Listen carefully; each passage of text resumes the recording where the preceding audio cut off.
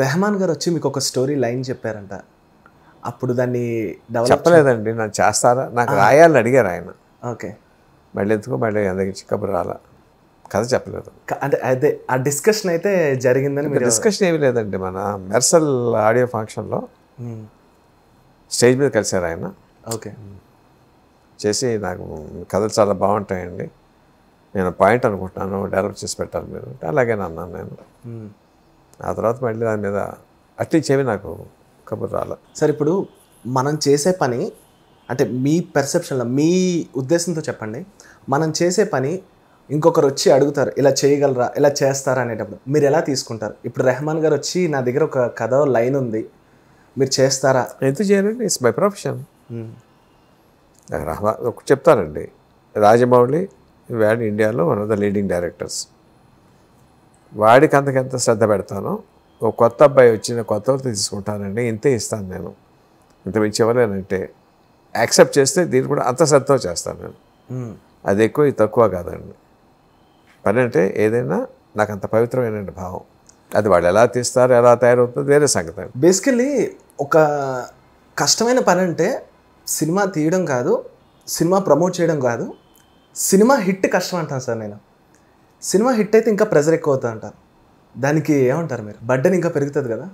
పెరుగుతుంది. ఆనందంతో పాటు మీరు చెప్పింది రైట్, బర్డెన్ కూడా పెరుగుతుంది. యాక్చువల్గా రాజమౌళి ప్రతి సినిమాకి వీ ఫీల్ దట్. అందరూ అంటూ ఉంటారు రాజమౌళి గారు సినిమా తీసేటప్పుడు చాలా చెక్కుతారు, విజేంద్ర ప్రసాద్ గారు స్టోరీ రాసినప్పుడు చాలా ఎక్కువగా ఆలోచిస్తారు, ఇంత టైం టేకన్ అని. నాకు అదంతా కష్టం అనిపించట్లేదు సార్.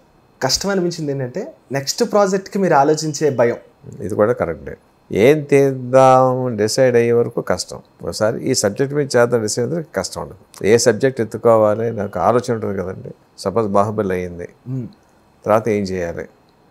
బాహుబలి సినిమా సుమారుగా 4 సంవత్సరాల పాటు షూటింగ్ చేశాడు. బాహుబలి 15 రిలీజ్ అయింది. అప్పటి నుంచి అడగటం మొదలుపెట్టాను. ఇటు తర్వాత ఎవరితో చేద్దాం, ఏం చేద్దాం, చెప్పలేదు. ఫైనల్గా ఇంకా 2 మాసాలు రిలీజ్ అవుతుందని అప్పుడు అన్నాడు, మల్టీ స్టారర్ చేద్దామండి అని చెప్పాను. ఒక్క ఇంటి ఇచ్చాడు. అంటే మీరు ఊహించలేరు భారతదేశంలో ఎన్ని రకాల కాంబినేషన్స్ పెరుగుతాయి. అన్నీ ఇలాగైతే ఎలాగుంటుంది, ఇలాగైతే ఎలాగుంటుంది. రజనీకాంత్, కమల్ హాసన్, చిరంజీవి గారు, పవన్ కళ్యాణ్, చిరంజీవి గారు, రామ్ చరణ్, అల్లు అర్జున్, మహేష్ బాబు అనుకోలేదండి. దీని తర్వాత అందరూ మాకు తెలుసు. ఇలా అన్ని రకాల కాంబినేషన్స్కి నా దేశ వాక్యాలు ఇలాగుంటే అని చెప్పాను. సో అయితే RRR మేము చూసాం, కానీ రామ్ చరణ్ గారు, ఎన్టీఆర్ గారి కన్నా ముందు చాలా మందిని అనుకున్నారు ఈ కాంబినేషన్ ఎలా ఉంటుందని. ఫైనల్గా మాకు వీళ్ళిద్దరినీ సూపర్ స్టార్. అలా అనుకోవటం కారణం ఏంటంటే ఒక మల్టీ స్టార్ చేస్తున్నప్పుడు వాళ్ళతో కనీసం ఒక 1.5 నుంచి 2 సంవత్సరాలు సెయిల్ అవ్వాలి. వాళ్ళతో తను సెయిల్ అవ్వాలి, వాళ్ళిద్దరూ సెయిల్ అవ్వాలి పక్కన. సో న్యాచురల్ స్టార్స్ అంటే పెద్ద ఎగోస్ ఉంటాయండి. హార్ట్ అవడానికి పెద్ద ఎక్కువ టైం పట్టక్కర్లేదు. ఆయన కాకపోయినా పక్కన ఉన్న వాళ్ళు చెప్పి ఏమైనా మీకు తేడా చేస్తారని చెప్పని ఎక్కించే సంబంధాలు చాలామంది ఉంటారు. సో ఫార్చునేట్గా తను తీసిన సినిమాల్లో ఎన్టీఆర్ గారితో 3 సినిమాలు తీశాడు, రామ్ చరణ్ తోటి 1 సినిమా తీశాడు. తన పర్సనల్ ర్యాపం ఉంది వాళ్ళిద్దరితోటి. అంతేకాకుండా వాళ్ళిద్దరు వచ్చి మంచి స్నేహం ఉంది. సో ఫైనల్గా ఈ ఇద్దరు స్టార్స్కి కథ రాద్దామని చెప్పి డిసైడ్ అయ్యాడు. ఓకే, అక్కడితో సమస్య సాల్వ్ అయిపోయింది.